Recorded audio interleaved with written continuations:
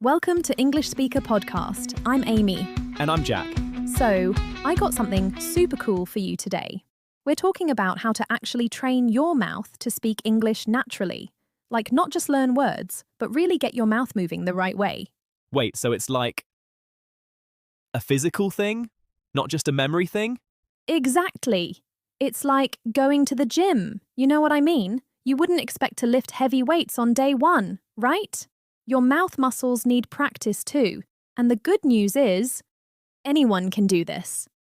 Okay, that actually makes a lot of sense. So where do I even start? So the first thing, and this is huge, is shadowing.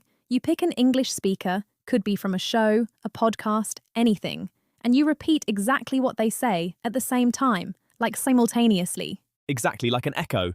But the key is, you're not just repeating words, you're copying the rhythm, the stress, the pauses, everything, and it really rewires how your brain processes the language. So just pick any show and start repeating out loud?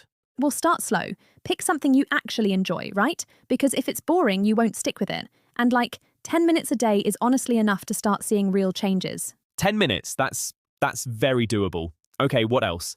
The next big one is minimal pairs. So these are words that sound almost identical but have one tiny sound difference, like ship and sheep, or bit and beat. Oh, those are hard. Right, and that's exactly why you practice them. You say them out loud over and over, and your mouth starts to feel the difference, not just hear it. Does it help to record yourself? Oh my gosh, yes. Recording yourself is like one of the best things you can do. Most people hate hearing their own voice. I know. But when you listen back, you catch things you never noticed. Like, what kind of things? Like, maybe you're dropping the S at the end of words, or you're saying jello instead of yellow. Little things that add up, you know what I mean? And once you hear it, you can fix it. Huh, yeah. And what about, the accent? Like, does having a Spanish accent matter that much? Okay, so having an accent is totally fine, right? The goal isn't to sound American or British. The goal is to be understood. But some Spanish sounds can make it harder for people to get you, so it's worth working on those specifically. That's good news. Perfect is not the goal. Clear is the goal. And clarity comes from practice, not from erasing who you are. You know what I mean? Okay, I love that. What about the rhythm of English? Because it sounds so different from other languages. Great question. English is stress-timed, which means some syllables are long and strong and others are really short and weak. Like, I want to go to the store. You don't say every word the same. You stress want and go and store. So the unstressed words kind of disappear? Almost. They get squished together, like want to becomes wanna and going to becomes gonna. Native speakers do this constantly, and it's part of why English sounds so fast to learners. That is so interesting. But it's not speed, it's rhythm. And once you start hearing it that way, it all clicks. It really does. So, is there a way to practice rhythm specifically? Like, not just listening, but actually doing something? Yes. One thing that really works is reading out loud, but not just reading, you know? You exaggerate the stressed words on purpose, like make them super long and strong. It feels weird at first, but it trains your ear and your mouth at the same time. Oh, wow. So almost like acting it out? Exactly. Think of it like that. The more expressive you are when you practice, the more natural you'll sound when you're actually speaking. It's one of those things that feels silly, but works really well. Is there anything else before we wrap up the main tips? Yes, one more. Practice in front of a mirror. I know it sounds silly. A mirror? Like, looking at yourself? Yes, because you can see if your lips and jaw are doing what they're supposed to. Like for the th sound, your tongue needs to come between your teeth.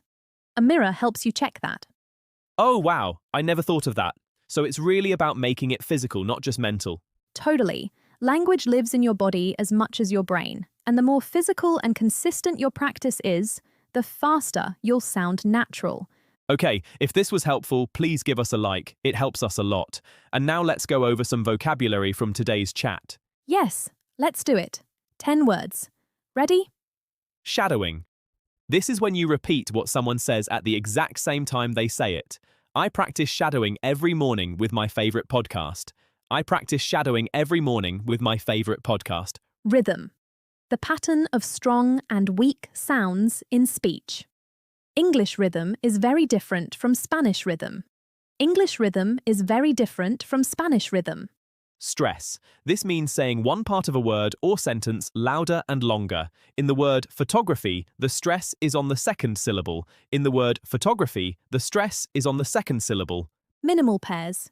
Two words that differ by only one sound. Bit and beat are a classic example of minimal pairs. Bit and beat are a classic example of minimal pairs. Simultaneously. Doing two things at exactly the same time. In shadowing, you speak simultaneously with the original audio.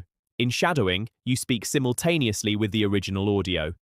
Unstressed. A syllable or word that is said quickly and softly. The word to is usually unstressed in English sentences. The word to is usually unstressed in English sentences. Rewire. To change the way your brain or habits work. Daily practice can rewire your brain to think in English. Daily practice can rewire your brain to think in English. Consistent. Doing something regularly without stopping. To improve your pronunciation, you need to be consistent. To improve your pronunciation, you need to be consistent. Syllable. One unit of sound in a word. The word natural has 3 syllables, nat you roll. The word natural has 3 syllables, nat you roll. Pronunciation. The way you say a word out loud. Good pronunciation makes you easier to understand. Good pronunciation makes you easier to understand. All right, that's it for today's episode of English Speaker Podcast. Leave us a comment. Tell us which tip was most useful for you, or write a word you want to learn. We'd love to hear from you. And if you enjoyed this, subscribe so you don't miss our next episode. I'm Amy. And I'm Jack. See you next time.